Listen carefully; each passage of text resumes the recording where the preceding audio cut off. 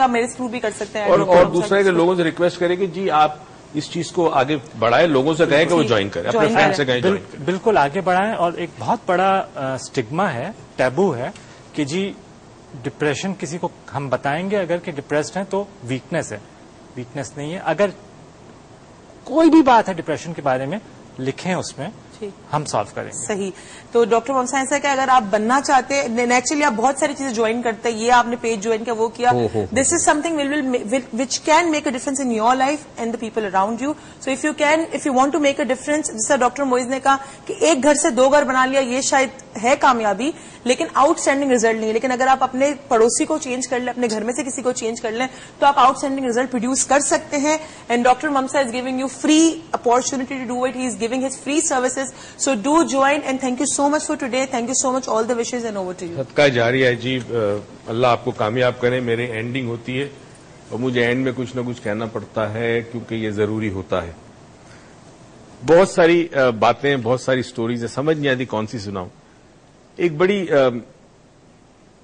Story تھی جو دل کو لگی, مگر میں نہیں چاہتا آج آپ کو ڈپریشن دوں. میں آپ کو ڈاکٹر ممسا بیٹھے ہوئے اور آج میں وہ سٹوری نہیں سناؤں گا, وہ بڑی ڈپریسنگ سٹوری ہے. ایک اور سٹوری بتا دیتا ہوں جس سے یہ پتا چلتا ہے کہ اگر کسی قسم کا کمپلیکس ہو یا آپ کسی ایسی چیز کو ایکسپٹ نہ کریں جو نارمل نہ ہو, تو یہ دوسرے کی جان لے سکتی ہے.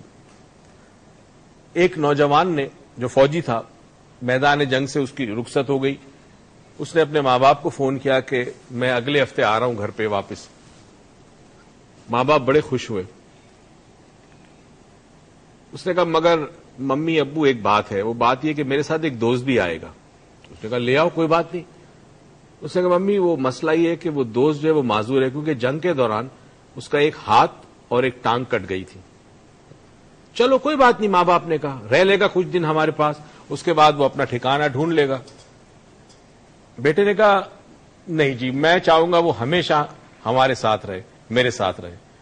ماں باپ نے کہا یہ نہیں ہو سکتا, وہ معذور ہے, لوگ دیکھ کے کیا کریں گے, کہیں گے کیا, ہمارے اوپر بوجھ ہوگا, تم کیوں اس کو اپنے ساتھ رکھنا چاہتے ہو ساری زندگی, بس کچھ دن رکھو, کھلاؤ پلاؤ, پھر جانے دو, وہ اپنی زندگی گزارے. اس نے کہا نہیں امی, اگر آپ کہتی ہیں کہ وہ رہے گا میرے ساتھ ہمارے گھر میں تو میں اس کو لے کے آتا ہوں. ماں باپ نے کہا یہ نہیں ہو سکتا, تم ہماری اولاد ہو, تم آ جاؤ, مگر ایک ایسا شخص جس کی ایک ٹانگ اور ایک ہاتھ کٹ چکے ہیں, معذور ہے, اپاہج ہے, ڈسیبل ہے, اس کو ہم نہیں رکھ سکتے, لوگ دیکھیں گے تو کیا کہیں گے اس کو. بیٹے نے فون رکھ دیا. اب وہ ماں باپ انتظار کر رہے ہیں ایک ہفتے بعد کہ بیٹا آئے, بیٹا نہیں آیا. کچھ دنوں کے بعد ایک سپاہی آرمی کا آیا اور اس نے کہا کہ جی یہ ایک خط ہے, آپ پڑھ لیں. خط میں لکھا تھا کہ ایک شخص نے خودکشی کی ہے اور اس کی جیب سے جو شناخت آئی ڈی کارڈ ملا ہے وہ اس کے بیٹے کا ہے. ماں باپ پہنچے ہاسپٹل, مردہ خانے میں لاش رکھی تھی, چہرے پہ سے کپڑا اتارا, دونوں رونے لگے, ان کا بیٹا تھا.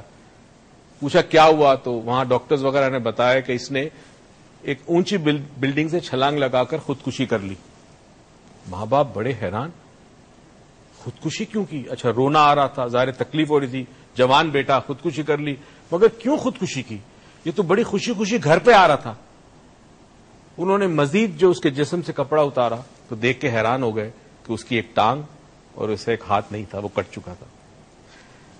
یہ بیٹا ماں باپ کے آنے سے پہلے, پاس آنے سے پہلے یہ معلوم کرنا چاہتا تھا کہ کیا میرے اپنے ماں باپ مجھے ایک ٹانگ اور ایک ہاتھ کے بغیر قبول کریں گے یا شاید کمپلیکس میں مبتلا ہو جائیں گے.